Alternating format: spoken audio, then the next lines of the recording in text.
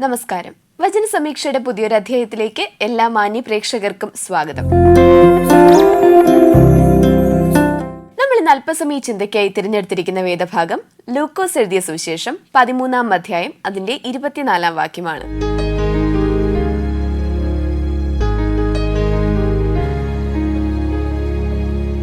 അവിടെ ഇപ്രകാരം പറഞ്ഞിരിക്കുന്നു: ഇടുക്കുവാതിലിലൂടെ കടപ്പാൻ പോരാടുവിൻ, പലരും അതിലൂടെ കടപ്പാൻ ശ്രമിക്കും, എന്നാൽ കഴിയില്ല താനും എന്ന് ഞാൻ നിങ്ങളോട് പറയുന്നു. ഏവർക്കും വചന സമീക്ഷയിലേക്ക് ഒരിക്കൽ കൂടി സ്വാഗതം. ഈ വചനത്തിൽ നമുക്ക് കാണാൻ കഴിയുന്നത് ഇടുക്കുവാതിലിലൂടെ കടക്കുന്നത് വളരെ പ്രയാസമാണെന്നാണ് ഇവിടെ യേശു പറയുന്നത്. അപ്പം നമുക്കറിയാം, ഈ ഇടുക്കുവാതിൽ എന്ന് ഇവിടെ ഉദ്ദേശിക്കുന്നത് സ്വർഗത്തിലേക്കുള്ള വഴിയാണ്, അല്ലേ? അപ്പോൾ യേശു ഒരു ഉപമയിൽ ഇപ്രകാരം പറഞ്ഞിട്ടുണ്ട്. അതായത് ഒരു സമ്പന്നനായിട്ടുള്ളൊരു മനുഷ്യൻ സ്വർഗത്തിലേക്ക് കടക്കുന്നത് ഒട്ടകം സൂചിക്കുഴലിൽ കടക്കുന്നതിനേക്കാൾ പ്രയാസമാണ്. അപ്പോൾ അത്രയേറെ പ്രയാസപ്പെട്ട ഒരു വഴിയാണ് സ്വർഗത്തിലേക്കുള്ള യാത്ര എന്ന് പറയുന്നത്, ആ ഒരു വഴി എന്ന് പറയുന്നത്. അതിനേക്കാൾ ഏറെ പ്രയാസമാണ് ഒരു സമ്പന്നൻ സ്വർഗത്തിലേക്ക് കടക്കുന്നത് എന്നാണ് യേശു ഇവിടെ പറയുന്നത്. അപ്പോൾ നമുക്കറിയാം, ഈ സ്വർഗത്തിലേക്ക് കടക്കാൻ അത്രയേറെ പ്രയാസമായതുകൊണ്ട് തന്നെ യേശു ഇവിടെ സ്വന്തം രക്തം ചിന്തി നമ്മെ അത്രയേറെ സുരക്ഷിതമായിട്ട്, അതായത് നമ്മൾ എത്ര പാപം ചെയ്താലും തൻ്റെ രക്തത്തിലൂടെ അതെല്ലാം മോചിപ്പിച്ച് സ്വർഗത്തിലേക്കൊരു ഫ്രീ ടിക്കറ്റ് തരാനാണ് യേശു ഇവിടേക്ക് വന്നതല്ലേ. അപ്പോൾ ഇവിടെ ഈ ഒരു വചനത്തിൽ നമുക്ക് കാണാൻ സാധിക്കുന്നത്, ഈ സ്വർഗത്തിലേക്ക് കടക്കുന്നത് അത്രയേറെ പ്രയാസമായിട്ടും അതിനെതിരെ പോരാടാൻ ഒരുപാട് പേരുണ്ടായിട്ടും ഒരുപാട് പേര് അതിന് ശ്രമിച്ചിട്ടും അതിന് കഴിയാതെ പോകുന്ന ചിലവരെ കുറിച്ചാണ് ഇവിടെ യേശു പറയുന്നത്. അപ്പോൾ നമുക്ക് ഇതിനെ ആസ്പദമാക്കി ഒരു കഥ കേട്ടാലോ? ഓക്കെ, നമുക്ക് കഥയിലേക്ക് പോകാം. അതിന് മുമ്പായിട്ട് നമുക്കൊരു കോൾ വരുന്നുണ്ട്. ആരാ നോക്കാം. ഹലോ, വചന സമീക്ഷയിലേക്ക് സ്വാഗതം. ഇത് ആരാ സംസാരിക്കുന്നേ? ഓക്കെ, കൊല്ലത്തുനിന്നാണ്. ഓക്കെ ആന്റി, സുഖമായിട്ടിരിക്കുന്നോ? എന്തൊക്കെയുണ്ട് വിശേഷം? മഴയൊക്കെ ഉണ്ടോ? നല്ല മഴയാണ്. എങ്ങനെയുണ്ട്? തണുപ്പാണ്. ഓക്കെ, അപ്പോ വീട്ടിൽ ആരൊക്കെ ഉണ്ട് ആന്റി? മോൻ എന്ത് ചെയ്യുന്നു? Okay okay. അപ്പോ നിങ്ങൾ 3 പേരാണ് ഇപ്പൊ അവിടെ ഉള്ളതല്ലേ? വീട്ടില് കുടുംബ പ്രാർത്ഥനയൊക്കെ ഉണ്ടോ? ഉണ്ട് ഉണ്ട്. ഓക്കെ, അപ്പൊ നമുക്ക് പ്രോഗ്രാമിലോട്ട് പോകാം, ക്വസ്റ്റ്യനിലോട്ട് കടക്കാം. ഓക്കെ, അപ്പൊ ആന്റിക്ക് വേണ്ടിയുള്ള ആദ്യത്തെ ചോദ്യം ഇതാണ്: മനുഷ്യൻ പാപികളായി തീർന്നത് എങ്ങനെയാണ്?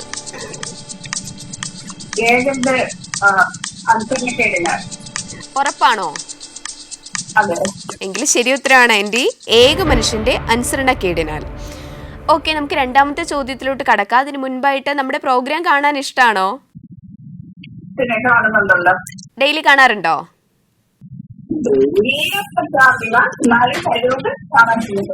കാണാറുണ്ട്. ഓക്കെ ആന്റി, അപ്പോ ബൈബിളൊക്കെ വായിക്കാറില്ലേ ആന്റി? അപ്പൊ ബൈബിളില് ഏറ്റവും ഇഷ്ടപ്പെട്ട പുസ്തകം ഏതാണ്?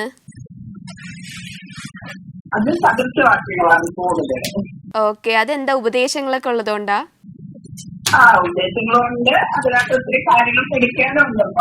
ഓക്കെ, പഠിക്കാനുള്ളത് കൊണ്ടല്ലേ. അപ്പോ നമുക്ക് വേണ്ടി ഒരു വചനം പറഞ്ഞു തരാവോ? സദൃശ്യവാക്യത്തിൽ ഇഷ്ടപ്പെട്ട ഏതെങ്കിലും ഒരു വാക്യം പറയാവോ? ഞാൻ അടുത്ത ക്വസ്റ്റ്യൻ ചോദിക്കാം, അതിന് ശേഷം പറഞ്ഞാൽ മതി. ഓക്കെ, അപ്പൊ ആന്റിക്ക് വേണ്ടിയുള്ള രണ്ടാമത്തെ ചോദ്യം ഇതാണ്: അനേകർ നീതിമാന്മാരായി തീരുന്നത് എങ്ങനെയാണ്? സിമ്പിൾ ക്വസ്റ്റ്യൻ ആണ്, നേരത്തെ പറഞ്ഞതിന്റെ ഒരു കണ്ടിന്യൂഷൻ ആണ്. അനേകർ പാപികളായി തീർന്നത് ഏക മനുഷ്യന്റെ അനുസരണക്കേടിനാലാണെന്ന് പറഞ്ഞല്ലോ. ഓക്കെ, ഏക മനുഷ്യന്റെ അനുസരണത്താൽ. ശരി ഉത്തരവാണ് ആന്റി. ഓക്കെ, ഏക മനുഷ്യന്റെ അനുസരണത്താൽ. ശരി ഉത്തരവാണ് കേട്ടോ. അപ്പൊ നമുക്ക് മൂന്നാമത്തെ ചോദ്യത്തിലോട്ട് പോകാമോ? ഓക്കെ, അതിനു മുൻപായിട്ട് സദൃശ്യവാക്യത്തിൽ ഏതെങ്കിലും ഒരു വാക്യം പറയാവോ? സദൃശ്യവാക്യത്തില് വാക്യമായിട്ടുള്ള അതിൽ ഒത്തിരി കാര്യങ്ങൾ നമുക്ക് പഠിക്കാറുണ്ടല്ലോ. നമ്മുടെ മാതാപിതാക്കളെ സ്നേഹിക്കേണ്ടത് എങ്ങനെയാ, മറ്റുള്ളവരെ കരുതേണ്ടത് എങ്ങനെയാണത് അതൊക്കെയാണ് എനിക്ക് ഏറ്റവും ഇഷ്ടമുള്ളത്. ഇഷ്ടമുള്ളത്. ഓക്കെ. അപ്പോൾ ഓരോ എന്താണ് പുതിയ തലമുറയോട് പറയാനുള്ള ഒത്തിരി കാര്യങ്ങൾ അതിനകത്ത് എഴുതി വെച്ചിട്ടുണ്ടല്ലേ? എങ്ങനെ ആയിരിക്കണം മാതാപിതാക്കളോട് പെരുമാറേണ്ടത്, ഓരോരുത്തരോടും എങ്ങനെ വേണം അനുസരണയോടെ ഇരിക്കേണ്ടത് അല്ലേ? പ്രാർത്ഥിക്കാനിരിക്കുമ്പോൾ വായിക്കാറുണ്ട്. അവരോട് വായിച്ചറിയണമല്ലോ. ഓക്കെ. ഓക്കെ എന്നെ ഇപ്പം നമുക്ക് മൂന്നാമത്തെ ചോദ്യത്തിലോട്ട് പോകാം. ആൻറ്റിക്ക് വേണ്ടിയുള്ള മൂന്നാമത്തെ ചോദ്യം ഇതാണ്: പാപം പെരുകിയിടത്ത് അത്യന്തം വർദ്ധിച്ചത് എന്താണ്? കൃപ. ഉറപ്പാണോ? ഉറപ്പാണെങ്കിൽ ശരി ഉത്തരമാണ് ആൻറ്റി. ഓക്കെ, നമുക്ക് 3 ചോദ്യങ്ങളും ശരി ഉത്തരം നൽകിയിരിക്കുകയാണ്. ഈ ഒരു സന്തോഷത്തിൽ നമുക്ക് 2 വരി പാട്ട് പാടിയാലോ? ഒരു 2 വരി പാടിയാൽ മതി ആൻറ്റി. ഓക്കെ.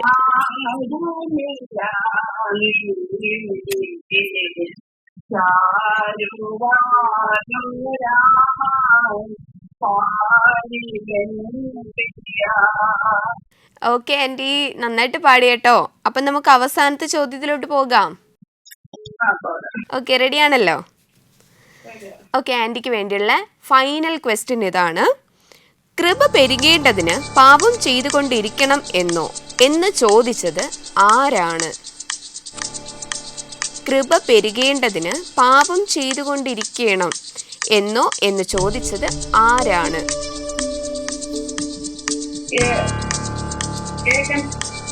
അല്ല, ഒരു അപ്പോസ്തലനാണ്.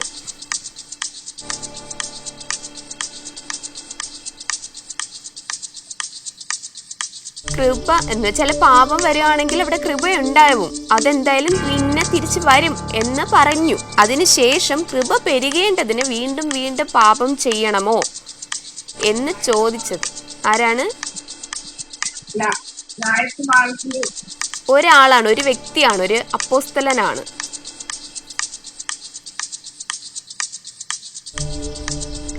യേശുവിനെ ഒരുപാട് കാലത്തിന് ശേഷം തിരിച്ചറിഞ്ഞ ഒരു വ്യക്തിയാണ്. ഒരുപാട് പാപം ചെയ്തിട്ട് പിന്നെ യേശുവിലേക്ക് വന്നൊരു വ്യക്തിയാണ് ഈ പൗലോസ്. ശരി ഉത്തരമാണ് ആൻറ്റി. ഓക്കെ, അപ്പം 4 ചോദ്യത്തിനും ശരി ഉത്തരം നൽകിയിരിക്കുകയാണ്. സന്തോഷമായോ? ഓക്കെ. ഈ പുതിയ നിയമ വേദഭാഗം കൂടെ നന്നായിട്ടുണ്ടോ?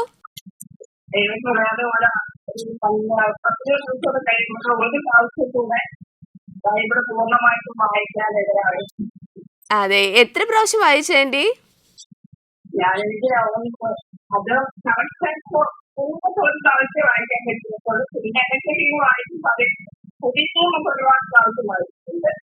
ഓക്കെ ഓക്കെ ഓക്കെ, നമ്മളിപ്പോൾ വിളിച്ചിരുന്നത് കൊല്ലം ജില്ലയിൽ നിന്നും ജിജി ലൂക്കോസ് ആൻറ്റി ആയിരുന്നു. ആൻറ്റി, നമ്മൾ പ്രോഗ്രാം ഇനിയും കാണുക, സപ്പോർട്ട് ചെയ്യുക. നമുക്ക് നമ്മുടെ ആ ഒരു സ്റ്റോറിയിലേക്ക് നമുക്ക് വരാം കേട്ടോ. ഇന്ന് ഞാൻ പറയാൻ പോകുന്നത്, ഇപ്പം നമുക്കറിയാം ഇടുക്കുവാതിലൂടെ കടക്കുക അത് വളരെ പ്രയാസമുള്ള കാര്യമാണല്ലേ. പക്ഷേ അതിലേക്ക് കടന്ന് ആ ഒരു പൊസിഷനിലേക്ക് അല്ലെങ്കിൽ ആ ഒരു എയിമിലേക്ക് നമ്മൾ എത്തിച്ചേരുമ്പോൾ അവൾ വളരെ സന്തോഷവും സമാധാനവും നമുക്ക് ലഭിക്കുന്നതാണല്ലേ. അപ്പോൾ നമ്മളിന്ന് കേൾക്കാൻ പോകുന്നത് അപ്രകാരമുള്ളൊരു സ്റ്റോറിയാണ്. ഒരു നിരാശനായ തൻ്റെ ജീവിതത്തിൽ വളരെയധികം തോൽവിയും പ്രയാസങ്ങളും ഒക്കെ നേരിട്ടൊരു മനുഷ്യൻ ഒരു ജ്ഞാനിയെ കാണാനായിട്ട് അദ്ദേഹത്തിൻ്റെ അടുക്കലേക്ക് പോവുകയാണ്. കാരണം അദ്ദേഹത്തിന് എങ്ങനെയെങ്കിലും തൻ്റെ വിജയം, അതായത് തൻ്റെ ജീവിതത്തിൽ ഒരു വിജയം കൈവരിക്കണം എന്നുള്ള ലക്ഷ്യത്തോടെ അദ്ദേഹം ഒരു ജ്ഞാനിയെ കാണാനായിട്ട് പോവുകയാണ്. അദ്ദേഹത്തിൻ്റെ അടുത്തെത്തിയപ്പോൾ ഈ ഒരു വ്യക്തി ചോദിക്കുകയാണ്, അല്ലയോ ജ്ഞാനിയെ, എനിക്ക് എൻ്റെ ജീവിതം എപ്പോഴും പരാജയങ്ങൾ മാത്രം നേരിട്ടുകൊണ്ടിരിക്കുകയാണ്. എൻ്റെ ജീവിതത്തിൽ എങ്ങനെയാണ് എനിക്കൊരു വിജയം കൈവരിക്കാനായിട്ട് സാധിക്കുക? എന്തേലും ഒരു മാർഗം എനിക്ക് പറഞ്ഞു തരണം. ഇല്ലാന്നുണ്ടെങ്കിൽ എൻ്റെ ലൈഫിൽ ഇനി സൂയിസൈഡ് മാത്രമേ എനിക്ക് ചെയ്യാനായിട്ട് ബാക്കിയുള്ളൂ. വേറെ എല്ലാം ഞാനിപ്പോൾ മുഴുവനായിട്ട് തകർന്ന് നാണം കെട്ടിരിക്കുകയാണ്. എൻ്റെ ലൈഫ് ഇനി നേരെ ആവണമെങ്കിൽ അങ്ങ് വിചാരിക്കണം എന്ന് പറയുകയാണ്. ഈ ഞാൻ കുറച്ച് സമയം അദ്ദേഹത്തെ ഒന്ന് സൂക്ഷിച്ചു നോക്കി. അതിനുശേഷം അദ്ദേഹം ഈ ഒരു വ്യക്തിയെയും കൊണ്ട് ഒരു നദിക്കരയിലേക്ക് പോവുകയാണ് കേട്ടോ. എന്നിട്ട് ആ നദിയെ ചൂണ്ടിക്കാണിച്ചിട്ട് ജ്ഞാനി പറയുകയാണ്, നിനക്ക് നിൻ്റെ ജീവിതത്തിൽ വിജയിക്കണം, അത്രയല്ലേ ഉള്ളൂ. ഇതിനൊരു മന്ത്രമുണ്ട്, ഒരു പ്രത്യേക തരം ഒരു മന്ത്രമാണ്. ഈ ഒരു മന്ത്രം നിനക്ക് എവിടെ നിന്ന് കിട്ടും എന്ന് ചോദിക്കുകയാണെങ്കിൽ അത് ഈ നദിക്കുള്ളിൽ ഞാൻ ഒളിപ്പിച്ച് വെച്ചിട്ടുണ്ട്. നീ എപ്പോഴാണോ അതിനെ കണ്ടെത്തി അതിനെ 3 പ്രാവശ്യം ചൊല്ലുന്നത്, ഉരുവിടുന്നത്, അപ്പോൾ നിന്റെ ലൈഫ് മാറാനായിട്ട് തുടങ്ങും. ഇത് കേൾക്കേണ്ട താമസം ആ വ്യക്തി ഉടനെ ആ നദിയിലേക്കെടുത്ത് ചാടുകയാണ് കേട്ടോ. ചാടി മുഴുവനായിട്ട് തപ്പി തപ്പി തപ്പി നടക്കുകയാണ്. അയ്യോ ഇതെവിടെയാണ്, എങ്ങനെയും എനിക്കത് കിട്ടണം, എന്താണ് ഏതിലാണ് ഇരിക്കുന്നതെന്ന് പോലും കേൾക്കാനുള്ളൊരു ക്ഷമയോ സാവകാശം അദ്ദേഹത്തിന് ഉണ്ടായിരുന്നില്ല.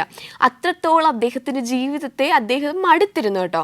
അങ്ങനെ ഇയാൾ മുഴുവനായിട്ട് ഇറങ്ങി തപ്പി തപ്പി നടന്നിട്ടും ഒന്നും കിട്ടുന്നില്ല. സന്യാസിയോട് ഇയാൾ ചോദിച്ചു, എന്തേലും എനിക്കൊരു വഴി കാണിച്ചു താ, എന്നെ ഇങ്ങനെ കളിപ്പിക്കരുത്, ഇത് സത്യമാണല്ലോ അല്ലേ, ഞാനിത് മുഴുവനായിട്ട് നോക്കുകയാണ്, എന്നെ കുരങ്ങ് കളിപ്പിക്കുന്നതല്ലല്ലോ അങ്ങ് എന്നിങ്ങനെ ആവർത്തിച്ച് ചോദിച്ചുകൊണ്ടിരിക്കുകയാണ്.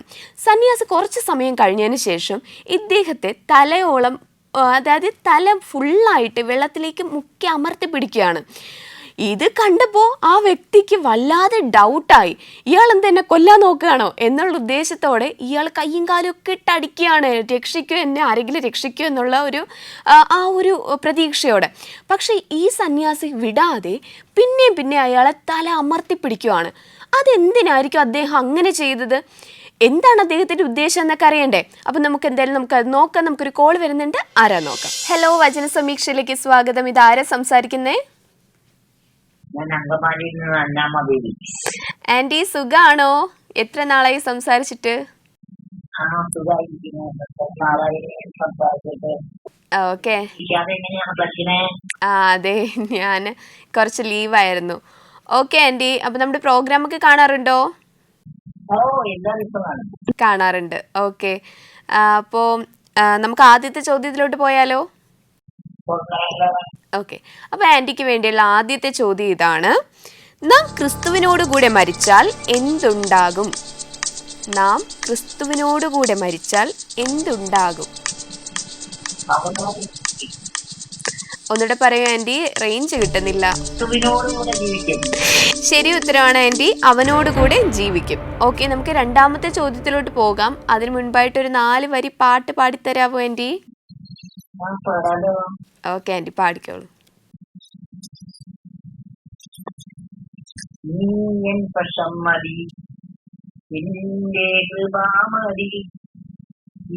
ജീവിതയാത്രയിൽ നീയൻ പക്ഷം മതി, നിന്റെ കൃപ മതി.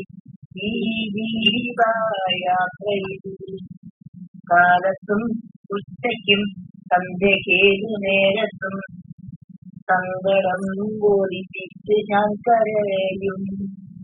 എൻ പ്രാർത്ഥനാ ശബ്ദം ദൈവം കേൾക്കുന്നു.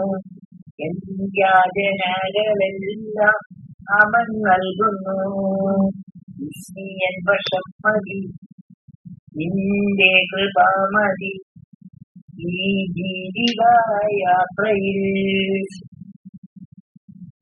ആന്റി നന്നായിട്ട് പാടി കേട്ടോ, എന്നത്തെയും പോലെ. ഓക്കെ ആന്റി, അപ്പൊ നമുക്ക് രണ്ടാമത്തെ ചോദ്യത്തിലോട്ട് പോയാലോ? അപ്പൊ രണ്ടാമത്തെ ചോദ്യം ഇതാണ്: നമ്മുടെ പഴയ മനുഷ്യൻ അവനോടുകൂടെ ക്രൂശിക്കപ്പെട്ടതിനാൽ നാം ഇനിയും ഇതിന് അടിമകൾ ആകരുത്. ഏതിന്? ശരി ഉത്തരമാണ് ആന്റി, പാപത്തിന്. ഓക്കെ, നമുക്ക് മൂന്നാമത്തെ ചോദ്യത്തിലോട്ട് പോകാം.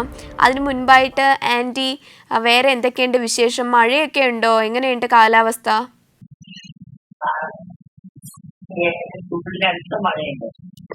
ഓക്കെ, വീട്ടിൽ മക്കളൊക്കെ സുഖമായിട്ടിരിക്കുന്നോ ആന്റി? വിളിക്കാറുണ്ടോ?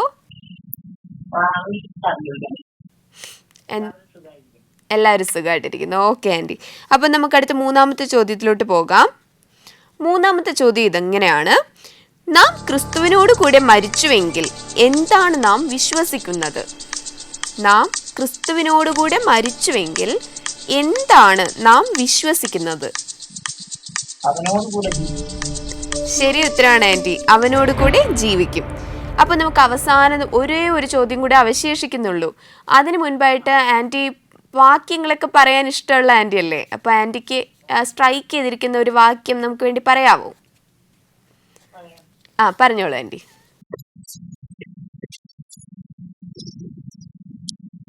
ഹലോ റോമർ 8:28 ദൈവത്തെ സ്നേഹിക്കുന്നവർക്കും തന്റെ പദ്ധതി അനുസരിച്ച് വിളിക്കപ്പെട്ടവർക്ക് സകലതും നന്മയ്ക്കായി രൂപാന്തരപ്പെടുത്തും. ഓക്കെ ആൻറ്റി, വളരെ അനുഗ്രഹിക്കപ്പെട്ട വചനമാണ്. ദൈവത്തെ സ്നേഹിക്കുന്നവർക്ക് എല്ലാം, എന്ത് തിന്മയായാലും ശരി, എന്ത് കാര്യമായാലും ശരി, അതെല്ലാം നന്മയ്ക്ക് വേണ്ടിയാണ് മാറുന്നത് അല്ലെങ്കിൽ വെളിപ്പെട്ട് വരുന്നത്. വളരെ അനുഗ്രഹിക്കപ്പെട്ടൊരു വചനമാണ് ആൻറ്റി. അപ്പോൾ ദൈവത്തെ ഇഷ്ടപ്പെട്ട് സ്നേഹിച്ച് തന്നെ ജീവിക്കാൻ നമുക്ക് ഓരോരുത്തർക്കും കഴിയട്ടെ എന്ന് പ്രാർത്ഥിക്കുന്നു ആൻറ്റി. ഓക്കെ, നമുക്ക് അവസാനത്തെ ചോദ്യത്തിലോട്ട് പോയാലോ? ഓക്കെ, ആൻറ്റിക്ക് വേണ്ടിയുള്ള അവസാനത്തെ ചോദ്യം ഇതാണ്: മരണത്തിന് ക്രിസ്തുവിൻ്റെ മേൽ ഇനിയും കർത്തൃത്വമില്ല, എന്തുകൊണ്ട്? മരണത്തിന് ക്രിസ്തുവിൻ്റെ മേൽ ഇനിയും കർത്തൃത്വമില്ല, എന്തുകൊണ്ട്? അവൻ മരിച്ചത് പാപസംബന്ധമായി ഒരിക്കലായിട്ട് മരിച്ചു. അവൻ ജീവിക്കുന്നത് ദൈവത്തിന് വേണ്ടി ജീവിക്കുന്നു. ഓക്കെ, ജീവിച്ചു, പക്ഷെ ഇതിനിടയ്ക്ക് എന്തോ ഒരു കാര്യം കൂടെ, വേറെ മരിച്ചവർക്കൊന്നും ചെയ്യാൻ പറ്റാത്തൊരു കാര്യം യേശു ചെയ്തു. അതാണ് മറ്റുള്ളവരിൽ നിന്ന് യേശുവിനെ വ്യത്യസ്തനാക്കുന്നത്. അതെന്തായിരുന്നു? മരിച്ചു കഴിഞ്ഞ് എന്ത് ചെയ്തു യേശു?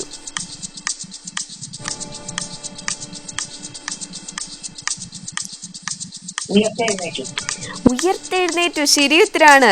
ക്രിസ്തു മരിച്ചവരിൽ നിന്ന് ഉയർത്തെഴുന്നേറ്റതിനാൽ, അതുകൊണ്ടാണ് ഇനിയും മരണത്തിന് ക്രിസ്തുവിൽ സ്ഥാനമില്ല, കർത്തൃത്വമില്ല എന്നിവിടെ പറയുന്നത്. ഓക്കെ, അപ്പോൾ 4 ചോദ്യവും ശരിയായിട്ട് ഉത്തരം നൽകിയിരിക്കുകയാണ് ആൻറ്റി. ഹാപ്പിയാണോ? ഹാപ്പിയാണ്. ഓക്കെ, സന്തോഷമാണ്. ആൻറ്റിയോട് സംസാരിക്കാൻ പറ്റിയതിൽ എനിക്ക് വളരെ സന്തോഷമുണ്ട്. ഓ, വളരെ സന്തോഷം ആൻറ്റി, നമ്മുടെ പ്രോഗ്രാം ഇങ്ങനെ കാണുന്നത് എന്ന് കേൾക്കുമ്പോൾ ഒരു വല്ലാത്ത സന്തോഷമുണ്ട്. Okay, thank you aunty. അതെ, തീർച്ചയായിട്ടും ആൻറ്റി ഒരുപാട് ഫ്രണ്ട്സിനെ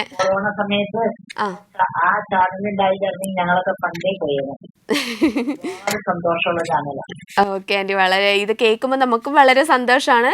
ഓക്കെ ആൻറ്റി, അപ്പം ദൈവം അനുഗ്രഹിക്കട്ടെ. Okay, thank you aunty. ദൈവം ആൻറ്റി അനുഗ്രഹിക്കട്ടെ, കുടുംബത്തെ അനുഗ്രഹിക്കട്ടെ. ഇനി നമ്മൾ വിളിക്കുക, സപ്പോർട്ട് ചെയ്യുക, ചാനൽ കാണുക. ഓക്കെ ആൻറ്റി, വളരെ നന്ദി. നമ്മളിപ്പോൾ വിളിച്ചിരുന്നത് അങ്കമാലിയിൽ നിന്നോ അന്നമ്മ ആൻറ്റി ആയിരുന്നു. അപ്പോൾ ആൻറ്റി വിളിച്ചതിൽ വളരെ സന്തോഷമുണ്ട്. അപ്പോൾ നമുക്ക് നമ്മുടെ ആ സ്റ്റോറിയിലേക്ക് മടങ്ങി വന്നാലോ? നമ്മളിപ്പോൾ കണ്ടത് ആ ഒരു ജ്ഞാനിയായ ആ ഒരു വ്യക്തി ഈ വന്ന ആ ഒരു മനുഷ്യനെ വെള്ളത്തിലേക്ക്, നദിയിലേക്ക് മുഴുവനായിട്ട് മുക്കി അമർത്തി വെച്ചിരിക്കുകയാണല്ലേ. അപ്പോൾ ഇയാൾ വെള്ളത്തിന് അടിയിൽ കിടന്നിട്ട് ഇങ്ങനെ കൈയും കാലും എടുത്തിട്ട് ഇങ്ങനെ ആക്കുകയാണ്, തന്നെ രക്ഷിക്കണം എന്നുള്ള ആ ഒരു ഉദ്ദേശത്തോടു കൂടി. പക്ഷേ സന്യാസി വീണ്ടും വീണ്ടും അദ്ദേഹത്തെ താഴ്ക്കുന്നതല്ലാതെ വേറെ ഒന്നും അവിടെ സംഭവിക്കുന്നുണ്ടായിരുന്നില്ല. അവസാനം ഇയാൾക്ക് മനസ്സിലായി, എന്തേലും ചെയ്തില്ലെങ്കിൽ താൻ ഇവിടെ കിടന്ന് തന്നെ മരിക്കും. അതുകൊണ്ട് അദ്ദേഹം തൻ്റെ പൂർണ്ണ ശക്തിയെടുത്ത് സന്യാസിയെ തട്ടി മാറ്റി അദ്ദേഹം എഴുന്നേറ്റ് വരികയാണ്. കുറച്ച് സമയം ഒന്ന് വിശ്രമിച്ച് ശ്വാസം ഒന്ന് നേരെ കിട്ടിയപ്പോൾ അദ്ദേഹം വളരെ ശക്തമായിട്ട് ഈ സന്യാസിയോട് കയർക്കുന്നതാണ് അടുത്ത് കാണാൻ സാധിക്കുന്നത്. അദ്ദേഹം ചോദിച്ചു, എന്തിനാണ് എന്നെ ഇങ്ങനെ കൊല്ല ചെയ്യുന്നത്? എൻ്റെ ജീവിതം കൊണ്ടേ ഞാൻ മടുത്തിരിക്കുകയാണ്. എനിക്ക് മരിക്കാനാണെങ്കിൽ വീട്ടിൽ വെച്ച് തന്നെ എനിക്ക് മരിക്കായിരുന്നല്ലോ. എന്തേലും ഒരു സാധ്യതയുണ്ടോ എന്ന് ഉദ്ദേശിച്ചാണ് അങ്ങയുടെ മുന്നിലേക്ക് ഞാൻ വന്നത്. എന്നോട് ഇങ്ങനെ ചെയ്യണ്ടായിരുന്നു. പക്ഷേ സന്യാസി പറഞ്ഞ മറുപടി അദ്ദേഹത്തെ വളരെയധികം ചിന്തിപ്പിച്ചു. സന്യാസി പറഞ്ഞു, ഇപ്പോൾ താൻ കണ്ടില്ലേ, അല്പം വെള്ളത്തിൽ താഴ്ന്നപ്പോൾ തനിക്ക് എന്താണ് ഉയർന്നു വരണം എന്നുള്ള ഒരു ആഗ്രഹം അല്ലെങ്കിൽ ആ ഒരു തീഷ്ണത ഉണ്ടായിരുന്നില്ല. പക്ഷെ അധികമായിട്ട് താഴ്ന്ന് താൻ മരണത്തിന് മുഖാമുഖം കണ്ട ആ ഒരു സമയത്ത് തൻ്റെ പൂർണ്ണ ശക്തിയെടുത്ത് എന്നെ പ്രതിരോധിച്ച് താൻ ഇതിനെ പോരാടി താൻ തൻ്റെ ജീവനെ നേടി വിജയം കൈവരിച്ചു. ഇത് തന്നെയാണ് താൻ നോക്കിക്കൊണ്ട് നടന്ന തൻ്റെ ജീവിതത്തിന് വേണ്ടുന്നുള്ള വിജയ രഹസ്യം. എന്തായാലും തോൽവി നമുക്ക് ഉണ്ടാവും, സ്വാഭാവികമാണ്. പക്ഷെ ആ തോൽവിയിൽ പോരാടി ഒരു വിജയം കൈവരിച്ച് തൻ്റെ ജീവിതത്തെ താൻ തന്നെ സ്വന്തം അധ്വാനത്താൽ വിജയപ്രദമാക്കി മാറ്റുന്നിടത്താണ് തനിക്ക് തീർച്ചയായിട്ടും ആ ഒരു സന്തോഷവും സമാധാനവും വിജയവും നേടാനായിട്ട് സാധിക്കുന്നത്. തീർച്ചയായിട്ടും ഈ ഒരു പാഠം എത്രത്തോളം അദ്ദേഹത്തിൻ്റെ ജീവിതത്തെ സ്വാധീനിച്ചു എന്നുള്ളത് അദ്ദേഹത്തിൻ്റെ പിന്നീടുള്ള ജീവിതത്തിൽ നമുക്ക് കാണാനായിട്ട് സാധിക്കുന്നത്. അദ്ദേഹം നല്ല സമ്പന്നനായി നല്ലൊരു വ്യക്തിയായി വളർന്നു വന്നു അല്ലെങ്കിൽ ഉയർന്നു വന്നു എന്നുള്ളതാണ്. അതായത് നമുക്കറിയാം, നമുക്ക് സഹായിക്കാൻ ഇപ്പോൾ പലരും പറഞ്ഞു കേട്ടിട്ടുള്ളൊരു വാക്കുണ്ട്, താങ്ങാൻ ആളുണ്ടെങ്കിൽ തളർച്ചയും കൂടുതലായിരിക്കും എന്നുള്ളത് അല്ലേ. അപ്പോൾ മറ്റുള്ളവർ നമ്മുടെ കൂടെ ഉണ്ട്, സഹായിക്കാനും താങ്ങാനും ഉണ്ട് എന്നുള്ള ആ ഒരു പ്രതീക്ഷ ഉണ്ടെങ്കിൽ നമുക്ക് തന്നെത്താൻ ഒന്നും ചെയ്യാനായിട്ടുള്ളൊരു ഊർജം വരത്തില്ല. അതേസമയം ആരുമില്ല, എനിക്ക് ഞാൻ മാത്രമേ ഉള്ളൂ, ഞാൻ തനിച്ചാണ്, ഒറ്റയ്ക്കാണ്, എനിക്കെന്തേലും ചെയ്യണം, എൻ്റെ ജീവിതം വിജയകരമാക്കി മാറ്റണം എന്നുള്ള ഒരു പ്രതീക്ഷ വേണം, അല്ലെങ്കിൽ ആ ഒരു തോട്ടാണ് നമുക്കുള്ളതെങ്കിൽ നമ്മൾ തീർച്ചയായിട്ടും എന്തൊക്കെ പൂർവാധികം ശക്തിയെടുത്ത് കഠിന പ്രയത്നത്തോടെ ജീവിതം വിജയകരമാക്കി മാറ്റാൻ ശ്രമിക്കത്തില്ലേ? അത് തന്നെയാണ് ഈ കഥ നമ്മളോട് പഠിപ്പിക്കുന്നത്. ഓക്കെ, നമുക്കൊരു കോൾ വരുന്നുണ്ട്, ആരാ നോക്കിയാലോ. ഹലോ, വചന സമീക്ഷയിലേക്ക് സ്വാഗതം. ഇത് ആരാ സംസാരിക്കുന്നേ?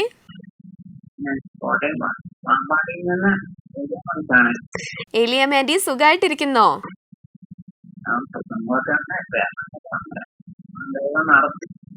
നടത്തുന്നു. ഓക്കെ, കാലാവസ്ഥയൊക്കെ എങ്ങനെയുണ്ട് ആന്റി? മഴയാണോ? മഴയാണ്. ഓക്കെ, വെയിലാണോ മഴയാണോ നല്ലതിപ്പോ?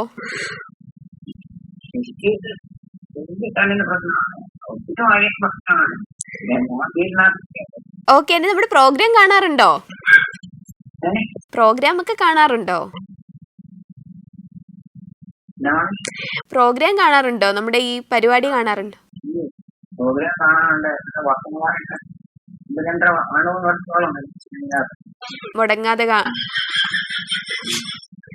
മുടങ്ങാതെ കാണാറുണ്ടല്ലേ? വളരെ സന്തോഷം ആന്റി. അപ്പൊ നമുക്ക് ആദ്യത്തെ ചോദ്യത്തിലോട്ട് പോയാലോ? ഓക്കെ, അപ്പൊ ആന്റിക്കുള്ള ആദ്യത്തെ ചോദ്യം ഇതാണ്: പാപവും പാപത്താൽ മരണവും ലോകത്തിൽ വന്നത് എങ്ങനെയാണ്? ഇതാണ് ചോദ്യം. പാപവും പാപത്താൽ മരണവും ലോകത്തിൽ വന്നത് എങ്ങനെയാണ്?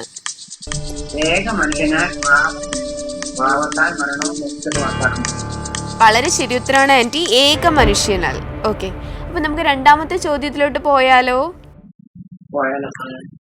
ഓക്കെ ആന്റി, അപ്പൊ ആന്റിക്ക് വേണ്ടിയുള്ള രണ്ടാമത്തെ ചോദ്യം ഇതാണ്: പാപത്താൽ ലോകത്തിലേക്ക് വന്നത് എന്താണ്?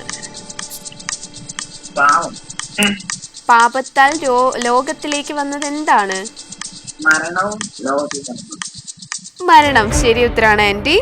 അപ്പൊ നമുക്ക് മൂന്നാമത്തെ ചോദ്യത്തിലോട്ട് പോകാം. അതിന് മുൻപായിട്ട് ആന്റിക്ക് പാടാൻ താല്പര്യമുണ്ടോ? ഹലോ, ഒരു പാട്ട് പാടാൻ താല്പര്യമുണ്ടോ? പാടിക്കോളാം ആന്റി.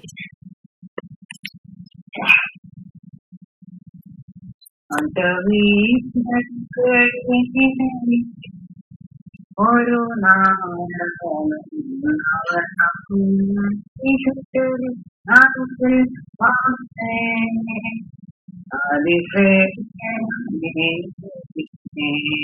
ഓക്കെ ആന്റി, നന്നായിട്ട് പാടിയിട്ടുണ്ട് കേട്ടോ. കിട്ടിയിട്ടുണ്ട്, പക്ഷേ കുറച്ച് ഇടർച്ചയുണ്ട്. ആണല്ലേ? ഓക്കെ, സാരല്ല ആന്റി. അപ്പൊ നമുക്ക് മൂന്നാമത്തെ ചോദ്യത്തിലോട്ട് പോയാലോ? ഓക്കെ, ആന്റിക്ക് വേണ്ടിയുള്ള മൂന്നാമത്തെ ചോദ്യം ഇതാണ്: മരണം സകല മനുഷ്യരിലും വ്യാപിച്ചത് എങ്ങനെയാണ്? മരണം സകല മനുഷ്യരിലും വ്യാപിച്ചത് എങ്ങനെയാണ്?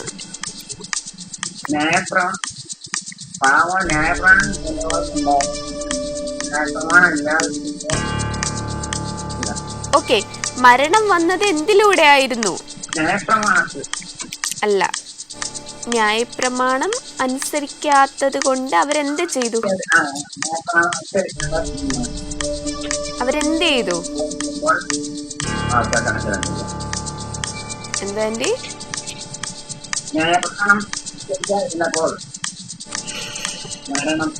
അല്ല ആന്റി, മരണം സകല മനുഷ്യരിലും വ്യാപിച്ചത് എങ്ങനെയാണ്? എല്ലാവരും എന്ത് ചെയ്തു? എന്തോ ഒന്ന് ചെയ്തപ്പോഴാണ്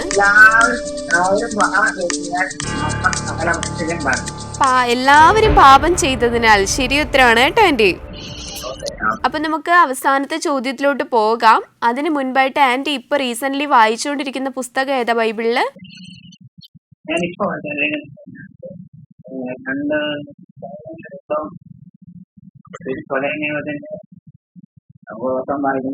ഓക്കെ, 2 ശമൂവേൽ അല്ലേ? കേൾക്കുന്നില്ല ആന്റി, ഒന്ന് ഉച്ചത്തിൽ സംസാരിക്കാവോ? എല്ലാ ദിവസവും വായിക്കും. ഓക്കെ രണ്ടാം ദിവസമാണ് ഇപ്പം വായിക്കുന്നത്. ഓക്കെ ഓക്കെ, ശരി ആന്റി. അപ്പോൾ വായിക്കുന്ന ഏതെങ്കിലും ഒരു വചനം നമുക്ക് വേണ്ടി പറയാവോ? ഇതിനകത്ത് തന്നെ പറഞ്ഞു. ആ, പറഞ്ഞോളൂ ആന്റി. കഷ്ടത സഹിഷ്ണുതയും സഹിഷ്ണുത ശിഷ്ടതയും ശിഷ്ടത പ്രത്യാശയും ഉളമാക്കുന്നു. ഓക്കെ കഷ്ടങ്ങളിലും പ്രത്യാശയ്ക്കോ പങ്കിടുന്നില്ല. ഇത് തന്നെ റോമർ 3-ാം ഭാഗം. അതെ അതെ, റോമർ 3-ാം വാക്യം. ഓക്കെ ഓക്കെ ആന്റി, അപ്പൊ നമുക്ക് അവസാനത്തെ ചോദ്യത്തിലോട്ട് പോയാലോ? ഓക്കെ, അപ്പൊ ആന്റിക്ക് വേണ്ടിയുള്ള അവസാനത്തെ ചോദ്യം ഇതാണ്: പാപം ലോകത്തിൽ ഉണ്ടായിരുന്നെങ്കിലും അത് പാപമായി കണക്കാക്കിയിരുന്നില്ല, എന്തുകൊണ്ട്? പാപം ലോകത്തിൽ ഉണ്ടായിരുന്നെങ്കിലും അത് പാപമായി കണക്കാക്കിയിരുന്നില്ല, എന്തുകൊണ്ട്?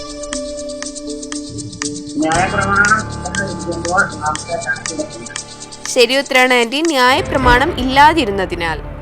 ഓക്കെ, അപ്പൊ 4 ചോദ്യങ്ങളും ശരി ഉത്തരം നൽകിയിരിക്കുകയാണ്. സന്തോഷാണോ?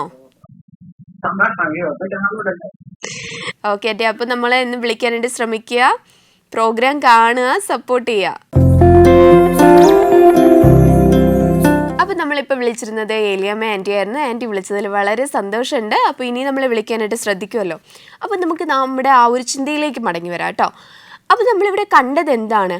ഒരാൾക്ക് വിജയിക്കണം, തൻ്റെ ജീവിതത്തിൽ എന്തെങ്കിലും നേടിയെടുക്കണം എന്നുണ്ടെങ്കിൽ ഒരു സന്യാസിക്കോ ഒരു ജ്ഞാനിക്കോ ഒരു പള്ളിയിലച്ഛനോ അല്ലെങ്കിൽ മാതാപിതാക്കൾക്കോ ഒന്നും അത് നേടിത്തരാനായിട്ട് സാധ്യമല്ല. ഒരു പരിധി വരെ അവർക്ക് നമ്മെ ഒന്ന് ശക്തിപ്പെടുത്തി അതിലേക്ക് ഒന്ന് വഴി തെളിയിച്ച് അതിലേക്ക് നയിക്കാനുള്ള ഒരു കഴിവുണ്ടെങ്കിലും നമുക്കെന്തേലും നേടണം എന്നുണ്ടെങ്കിൽ നമ്മൾ തന്നെ പരിശ്രമിക്കണം, അല്ലേ? ഒരു എക്സാമ്പിൾ ഞാൻ പറഞ്ഞു തരികയാണെങ്കിൽ, ഇപ്പം എന്തെങ്കിലും ഒരു ജോലി നേടണം എന്നുണ്ടെങ്കിൽ ഒരുപാട് പേര് നമുക്ക് അറിയാമെന്നുള്ളവരൊക്കെ നമ്മളുടെ അടുത്ത് പറയുമായിരിക്കും, ഇന്നടുത്തൊരു വേക്കൻസി ഉണ്ട്, നീ ഒന്ന് അപ്ലൈ ചെയ്ത് നോക്ക് എന്ന് പറയുമായിരിക്കും. അവരെല്ലാവരും ആ ഓഫീസിൻ്റെ പുറത്ത് വരെ നമ്മുടെ കൂടെ ഉണ്ടായിരിക്കും. പക്ഷേ ഓഫീസിനകത്തേക്ക് കടക്കുമ്പോൾ ഇൻ്റർവ്യൂവറിൻ്റെ മുന്നിലിരിക്കുമ്പോൾ നമ്മൾ ഒറ്റയ്ക്കായിരിക്കില്ലേ, തനിച്ചായിരിക്കും അവിടെ ഉണ്ടാവുക. ഇതുപോലെ തന്നെ നമുക്ക് എന്തെങ്കിലും ഒരു ജീവിത ലക്ഷ്യം വേണം, നേടണം എന്നുണ്ടെങ്കിൽ ഒരുപാട് പേരോട് സഹായം ചോദിക്കുന്നതിൽ തെറ്റില്ല. പക്ഷേ നമ്മളിങ്ങനെ കണ്ണടച്ചിരിക്കുമ്പോൾ നമ്മൾ ആ ഒരു സ്ഥാനത്തേക്ക് എത്തിക്കുക എന്ന് മനുഷ്യരോടോ ദൈവത്തോടോ പറയാനായിട്ട് നമുക്ക് ആർക്കും ഒരു അർഹതയില്ല. ഒരു അധ്വാനവും ചെയ്യാതെ കൈ കെട്ടിയിരുന്നിട്ട് അവിടെ എത്തിക്കണമേ എന്ന് പ്രാർത്ഥിക്കുന്നതിനോട് എനിക്ക് ഒരിക്കലും യോജിക്കാനായിട്ട് കഴിയില്ല.